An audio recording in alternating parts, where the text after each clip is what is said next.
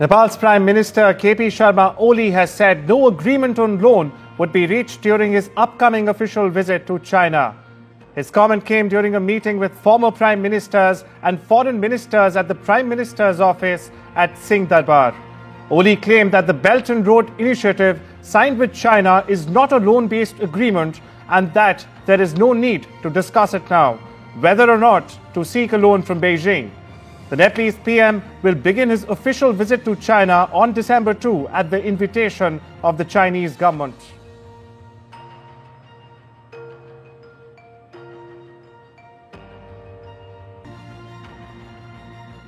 At least 4 Pakistani Rangers have been killed and 5 others, including policemen, injured after miscreants ran over security officials with a vehicle on Pakistan's Srinagar highway.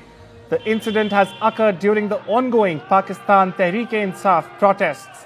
The protests, which have been ongoing since November 24, demand the release of former Prime Minister Imran Khan.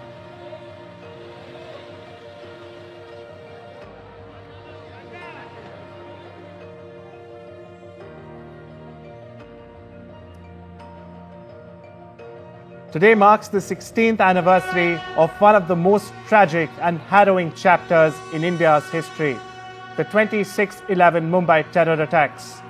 Over 160 people lost their lives that day, including 26 foreign nationals, and more than 300 were wounded. The events unfolded over a 60-hour siege that left the city shaken and the nation in grief. But it was also a day that showcased extraordinary acts of courage and resilience from Mumbai's police, security forces and citizens, many of whom put their own lives at risk to save others. As we remember the victims of the attacks, their families and the survivors, we also pay tribute to the countries and the countless acts of heroism and the resilience that followed the tragedy.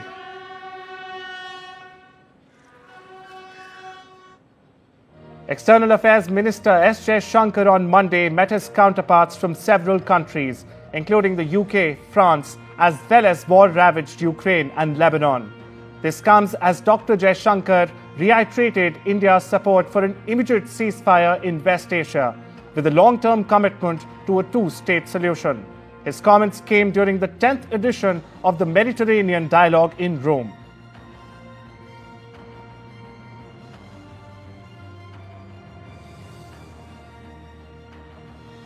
The Israeli cabinet would vote on a ceasefire deal in Lebanon on Tuesday, according to reports. The Israeli Prime Minister has approved the plan in principle, the reports added. Netanyahu signaled his potential approval for the emerging ceasefire with Hezbollah during a security consultation with Israeli officers Sunday night.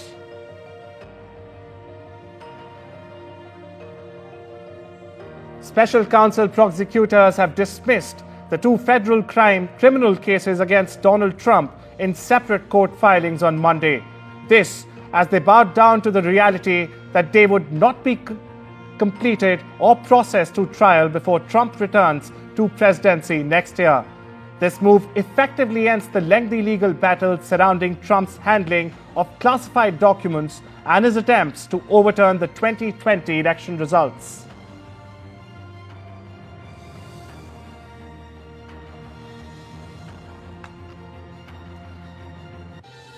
US President-elect Donald Trump has said he'll slap tariffs on Canada, China and Mexico on day 1 of assuming office.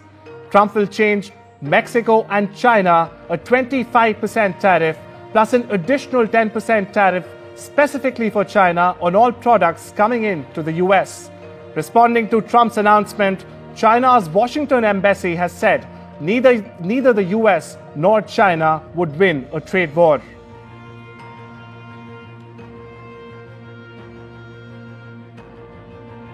Meanwhile, top Trump aide Boris Epshteyn is under scrutiny. This comes on the heels of allegations that he solicited retainer fees from individuals in exchange for promoting them for positions in Trump 2.0. Epshteyn, a key player in Trump's legal defenses and transition team, is the subject of a review ordered by Trump himself after trusted associates raised concerns about his actions.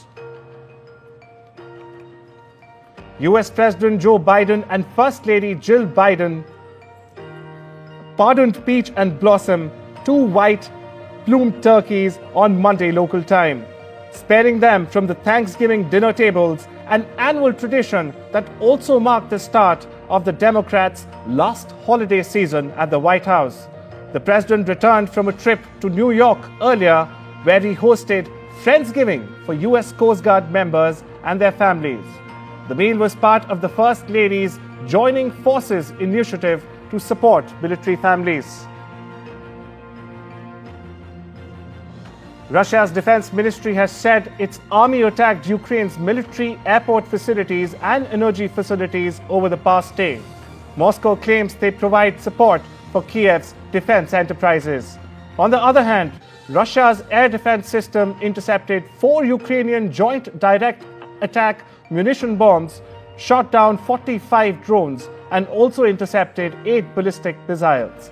Meanwhile, the General Staff of the Armed Forces of Ukraine has said that 217 battles took place in the frontline areas. The Ukrainian Air Force, missile forces, and artillery units launched strikes on 12 Russian military concentration areas. Uruguay's president-elect Yomandru Orsi has said he will prioritize relations with neighboring countries a day after winning the election. Orsi said good regional bonds were important because in a month everything can change. The world is sitting on a powder keg. He made the statements while visiting Broad Front leader and former president Jose Pepe Mujica at his ranch in the outskirts of Montevideo. Over to Europe, where foreign ministers attending the G7 meeting in Italy have inaugurated a new red bench. The installation symbolizes Rome's focus on fighting gender-based violence. The bench was inaugurated as communities across the world mark the International Day for the Elimination of Violence Against Women. A similar red bench has also been installed in the Italian embassy in Stockholm. Gender-based violence has reportedly claimed the lives of 99 women this year alone in Italy. The United Nations humanitarian chief Tom Fletcher has stressed that the organization, quote-unquote, must do better to support people in Sudan. This as Fletcher attended an event in the war-wrecked nation to raise awareness about violence against women. The humanitarian chief also launched UN's annual 16 Days of Activism Against Gender-Based Violence campaign, which this year is using the slogan, "You are not alone." Listen in. When we say, "You are not alone," we mean this. You are not alone. We must do better. We must make sure that these words, "You are not alone," are not just words that people say into a microphone when they visit you, but they become the core of our work. Women across Latin America marched to commemorate the International Day for the Elimination of Violence Against Women on Monday. Many wore purple handkerchiefs, which have become a symbol of feminism, and green to represent calls for legal, safe, and free abortion. Feminist organizations and groups in Mexico City and Venezuela marched through the streets, chanting and holding banners aloft. Organizers called the demonstration the Butterfly Walk. It's a reference to the 3 Mirabal sisters who campaigned against Rafael Leonidas Trujillo's dictatorship in the Dominican Republic.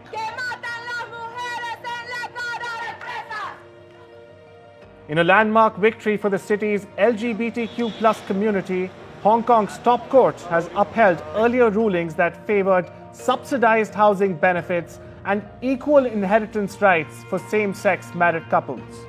The court's dismissal of the government's appeal has ended some years-long legal battles over the differential treatment facing same-sex couples married overseas under Hong Kong's housing authority policies and 2 inheritance laws. I think the most important this is not only fight for me and for my partner, but this is fighting for all the people, all the same-sex couples in Hong Kong. I do know many of them. they do have the needs to live together. They just want a little place to make their livings. But not many of them have the courage or have the ability to do this kind of legal actions. Heavy rains caused severe flooding in the British city of Northampton on Monday. This as the second major storm of season battered England and Wales. Footage showed the devastating extent of flooding in Northampton. Streets were submerged by muddy floodwaters and rivers overflowing. UK remained on high alert after Storm Bert hit the communities over the weekend, leaving at least 2 people dead and disrupting road and rail travel.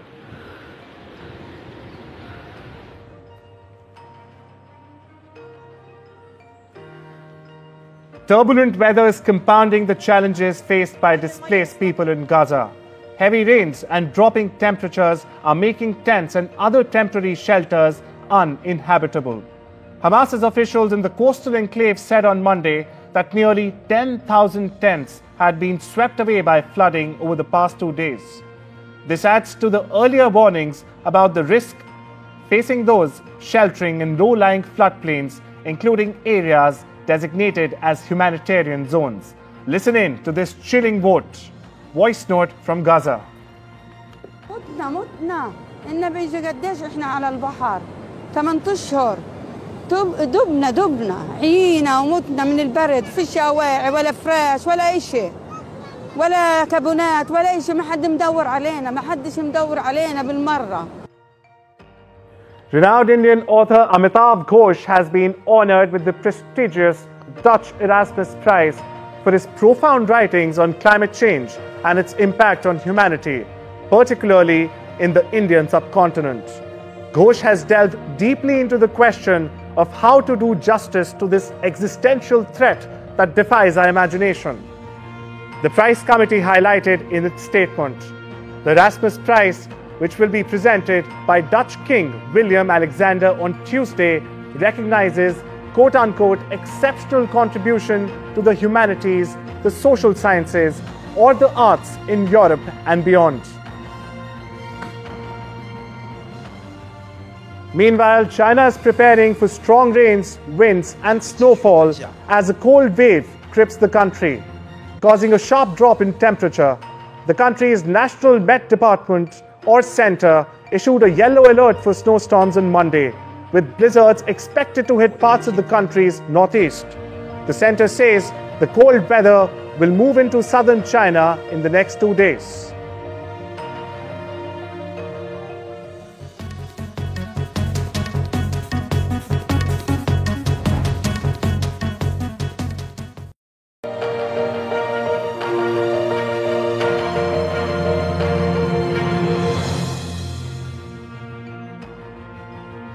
Bitcoin has posted its longest losing streak for the period since Donald Trump's US election victory. This comes after a failed run at $100,000 and amid cooling fervor over the president-elect's embrace of crypto. The digital asset completed a 3-day drop of roughly 6% through Monday before trading at $94,532 as of noon Tuesday in Singapore. American electric vehicle maker Rivian has received a conditional approval for an up to $6.6 billion loan from the US Department of Energy. It is likely to be deployed towards a planned factory in Georgia. Rivian received unconditional approval from the DOE's Advanced Technology Vehicle Manufacturing Loan Program, the electric vehicle maker said in a statement. The loan consists of a principal amount of $6 billion and $600 million in capital interest. Citigroup is cutting the number of year-end promotions it awards. The move reportedly comes as it seeks to hold costs down amid long-term restructuring to shrink headcount. Managers have been told that as many as 2,000 Citi employees could get a pay hike and title in the next month. It's down from about 8,000 the previous years.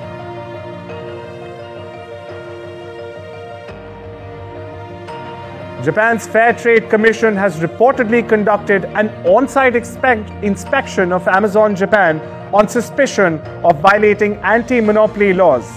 The unit of Amazon.com Inc. is suspected of wrongly urging sellers to lower their prices on its e-commerce site in exchange for giving their products preferential placement on the site.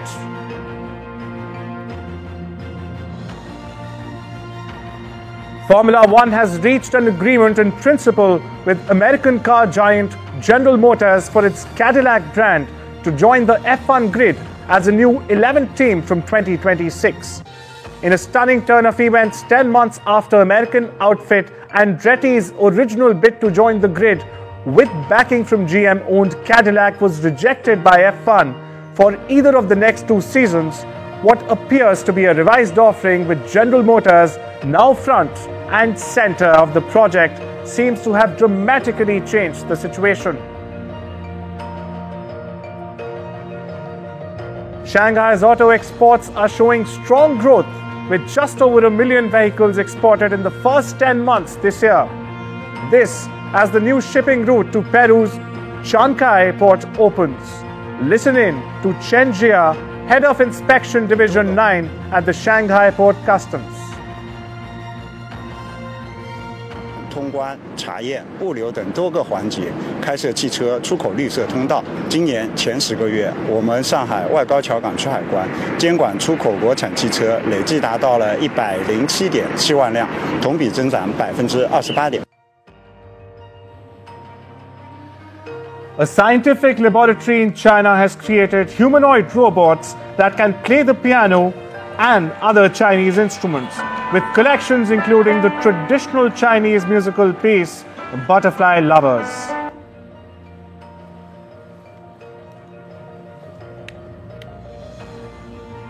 Google and Facebook owner Meta Platforms has urged the Australian government to delay a bill that will ban social media for children under 16 years of age. The tech giant says more time is needed to assess its potential impact. Prime Minister Anthony Albanese's centre-left government wants to pass the bill. It represents some of the toughest controls on children's social media use imposed by any country into law by the end of parliamentary year on Thursday. Elon Musk's X has also raised concerns that the bill will negatively impact the human rights of children and young people, including their right to freedom of expression and access to information.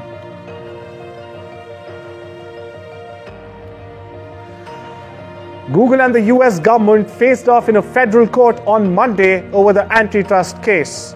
Each side delivered closing arguments in a case revolving around the technology giant's alleged unfair domination of online advertising.